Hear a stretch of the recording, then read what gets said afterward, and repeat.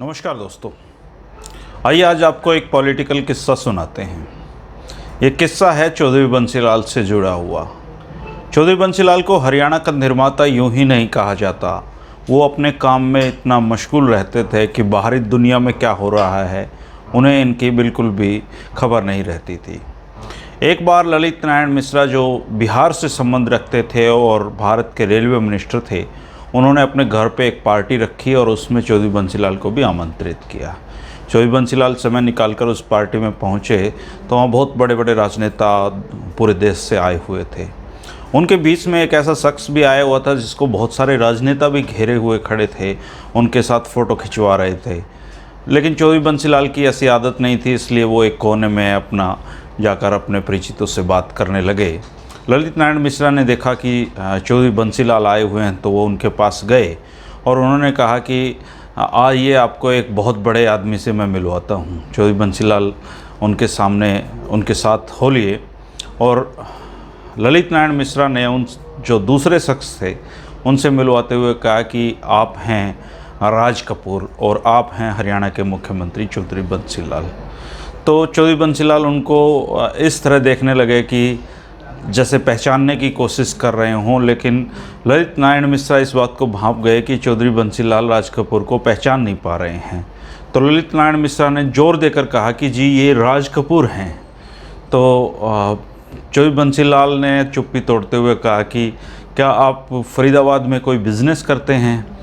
तो राज कपूर भी हैरान हो गए कि देश में कोई ऐसा इंसान भी है जो राज कपूर को नहीं जानता, जो उस समय का सबसे बड़े शोमैन और अभिनेता और बहुत चर्चित अभिनेता उस समय के थे। तो राज कपूर ने मुस्कुराते हुए कहा कि बंसीलाल जी, मैं राज कपूर हूँ, फिल्मों में काम करता हूँ। तो चौधरी बंसीलाल ने कहा, अच्छा फिल्मों में, नौटंकी में काम करते हैं आप? कौन सी नौटंकी में काम करते हैं? तो इस पर राज कपूर उनकी तरफ हैरानी से देखने लगे और उनको जवाब नहीं सूझा। लेकिन ललित नारायण मिश्रा की हंसी रुके नहीं जा रही थी। वो खिलखिला के ज़ोर से हंस रहे थे और अक्सर वो पार्टियों में इस बात का जिक्र करते थे कि चौधरी बंसीलाल राजनीति के अलावा उनको बाहरी दुनिया में क्या हो रहा है इस बात की कोई खबर वो रखते नहीं थे। और ये सच भी है कि चौधरी बंसीलाल का फिल्मों से कभी कोई लगाव नहीं रहा।